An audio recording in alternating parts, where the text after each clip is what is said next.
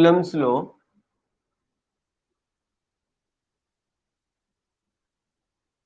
इन vector form.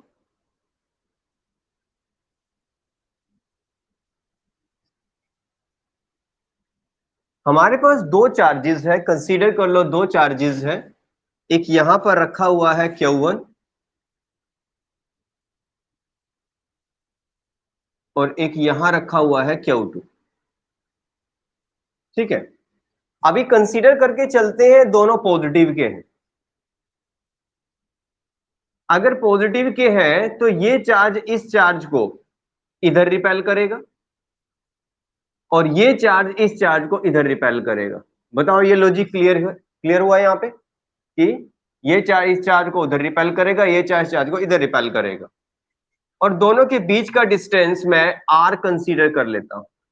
ठीक है, दूसरी बात, डायरेक्शंस के अंदर मैं कुछ नोटेशन बना रहा हूं, कुछ नोटेशन लिखकर बता रहा हूं। मान के चलता हूं, लेट F12 वेक्टर का क्या मतलब होगा?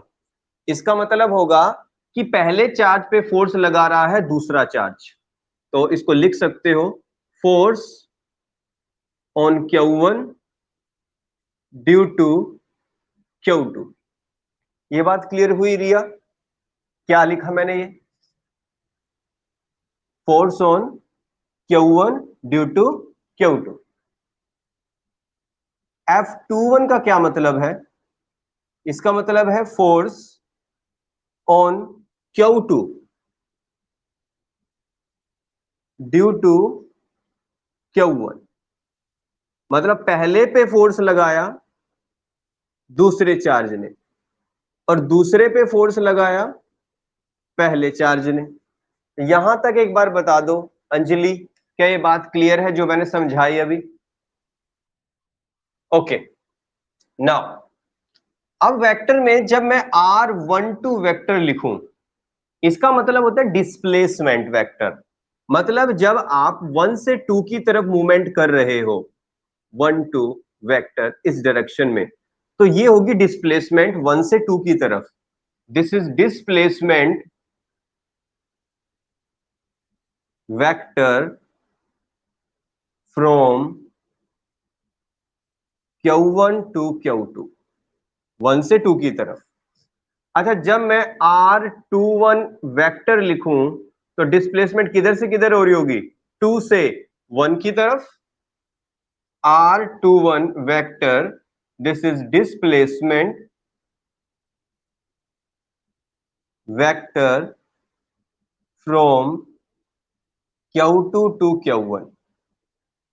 ठीक है, नाउ अब वेक्टर में एक कंसेप्ट और आपने पढ़ा है, यूनिट वेक्टर। अगर कोई भी वेक्टर है, इसके यूनिट वेक्टर को आप एक कैप से डिनोट करते हो और इसका फॉर्मूला होता है vector itself divide by magnitude of the vector, that is called the unit vector. Unit vector का जो मैग्नीट्यूड होता है वो 1 होता है, यूनिट होता है। मतलब इसका मैग्नीट्यूड सिर्फ एक लेना है, कोई वैल्यू नहीं लेनी है और इसकी सिर्फ डायरेक्शन लेनी है। मतलब जब कभी भी डायरेक्शन की बात हो तो आप यूनिट वेक्टर्स यूज करते हो। जैसे अगर आप एक्स एक्सिस की तरफ डायरेक्शन दिखाना चाहते हो तो आई कैप लगा देते हो, आई कैप। अगर आपको वाई एक्सिस की डायरेक्शन दिखानी हो तो आप जे कैप लगा देते हो। अगर आपको जेड एक्सिस की डायरेक्शन दिखानी है तो के कैप लगा देते हो। ये भी क्या है? ये सारे भी ऑर्थोगोनल यूनिट वेक्टर्स होते हैं जो आपने 11th क्लास में पढ़े हैं। हाँ जी प्राची, एक बार बता दो क्या बात क्लियर है? यूनिट वेक्टर क्या होता है? यूनिट वेक्टर का मैग्नीट्यूड, यूनिट मतलब 1 होता है। ये सिर्फ डायरेक्शन के लिए ही यूज होता है, सिर्फ डायरेक्शन दिखाने के लिए कि किस डायरेक्शन में फोर्स है या कोई वेक्टर किस डायरेक्शन में है। नाउ अगर मैं बोलूं R12 कैप, इसका मतलब होगा unit vector from Q1 to Q2। मतलब 1 से 2 की तरफ डायरेक्शन शो कर रहा है। जब मैं R21 कैप लिखूंगा, इसका मतलब है unit vector from Q2 to Q1। एक बार रिवाइज कर रहा हूं सारी बातें।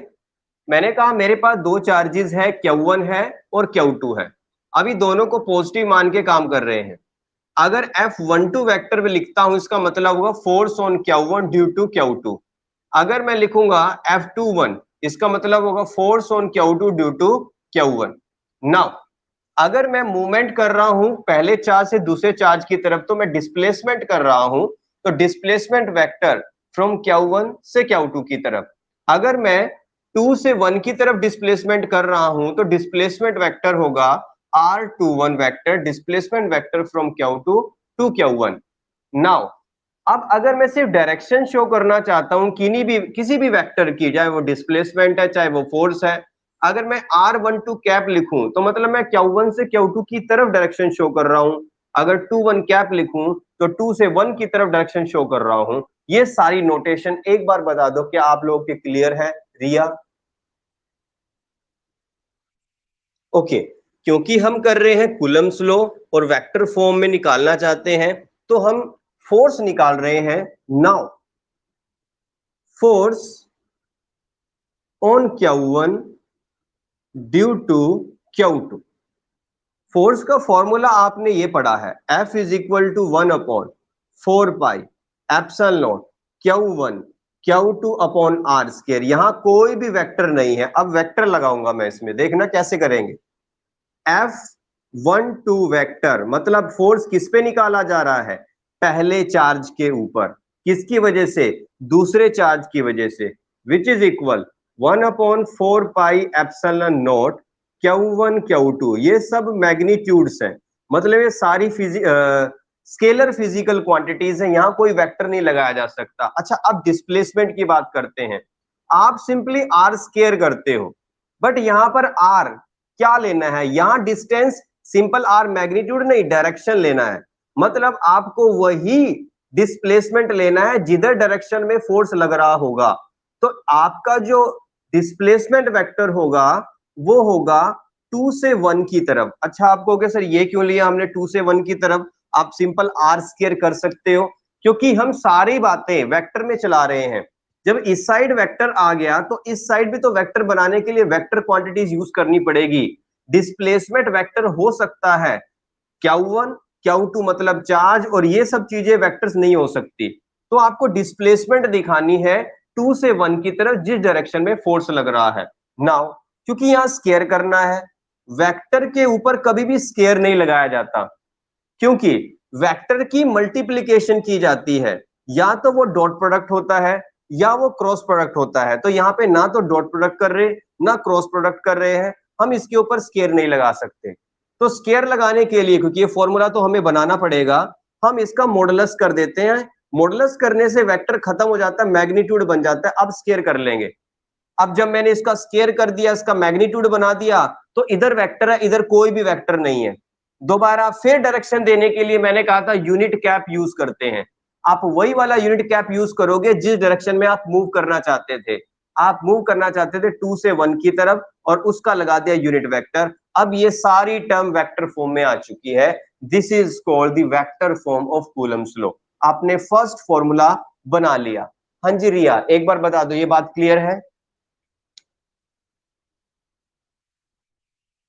अंजलि? इसको मैं एक बार और बता रहा हूं, एक बार और ध्यान से समझना। देखो क्या किया, ये फॉर्मूला तो सिंपल फॉर्मूला है, इसमें वेक्टर नहीं है, तो आपको तो ये बनाना पहले पे फोर्स दूसरे की वजह से। Force on 1 due to 2 which is equal 1/4 pi epsilon naught Q1 Q2 upon distance का स्क्वायर। अब यहां तक की सारी वैल्यू स्केलर है। अब आपको पता है जब आप मूवमेंट करोगे तो आप डिस्प्लेसमेंट करोगे। तो आप R21 लोगे या R12 लोगे, आप वो डिस्प्लेसमेंट लोगे जिस डायरेक्शन में फोर्स अप्लाई हो रहा है। तो आपका जो फोर्स हो रहा है वो इस डायरेक्शन में है 2 से 1 की तरफ, तो आप डिस्प्लेसमेंट यूज करोगे 21 वेक्टर। अब 21 वेक्टर है, यहां तो स्केयर बनाना है और वेक्टर के ऊपर स्केयर हो नहीं सकता, इसलिए पहले इसको हम मॉडुलस में बंद कर देते हैं। जब भी हम मॉडुलस में बंद करते हैं तो वो एक स्केलर नंबर बन जाता है, वेक्टर खत्म हो जाता है, तो इसका स्केयर कर दिया। अब जैसे मैंने मॉडुलस किया तो वेक्टर खत्म कर दिया, इधर वेक्टर है इधर वेक्टर कोई भी नहीं है। दोबारा इस टर्म को वेक्टर बनाने के लिए आपको यूनिट कैप यूज करना पड़ता है। तो आप यूनिट कैप वही वाला यूज करोगे जिस डायरेक्शन में आप मूव करना चाहते थे, 2 से 1 की तरफ। अब ये बन चुका है वेक्टर फॉर्म में। हाँ जी प्राची बता दो, क्लियर है ये टर्म? ओके नाउ अब बेटा इसको, वैसे तो इक्वेशन नंबर 1 मेरी आ चुकी है, इसको मैं थोड़ा सा और आगे एक्सप्लेन कर रहा हूं। अच्छा, मैंने अभी अभी एक फॉर्मूला लिखा था, यूनिट वेक्टर होता है वेक्टर डिवाइड बाय इस वेक्टर का मैग्नीट्यूड। रिया बताना ये फॉर्मूला याद हो गया? वेक्टर डिवाइड बाय उसका मैग्नीट्यूड यूनिट कैप होता है। तो इस चीज को भी तो मैं ऐसे लिख सकता हूं, इस वाले ये यूनिट वेक्टर को भी तो ऐसे लिख सकता हूं। देखो कैसे लिखूंगा, ये फॉर्मूला याद रखना सभी। मैं यहां लिख देता हूं एक बार इसे, unit vector vector divide by इसी वेक्टर का मैग्नीट्यूड, ये फॉर्मूला यूज करूंगा। इसको दोबारा लिखो, F12 vector which is equal 1/4 pi epsilon naught Q1 Q2 upon R12 vector mode का स्क्वायर इनटू। अच्छा मैंने कहा था इसको क्या लिख सकता हूं, ये यूनिट कैप देखो एक ही, हाँ R21 वेक्टर, अच्छा यहां पर सॉरी R21, ठीक है। तो यहां पर R21 कैप है, तो इसको लिख सकता हूं R21 vector divide by R21 vector का मॉडुलस। यहां नजर आ रहा है सबको? आर देखो, मैंने सिर्फ ये वाला फॉर्मूला अप्लाई किया है, जहां पर R21 कैप है उसको R21 vector divide by R21 vector का मोड यूज कर लिया। हाँ जी रिया बताना, ये टर्म क्लियर है?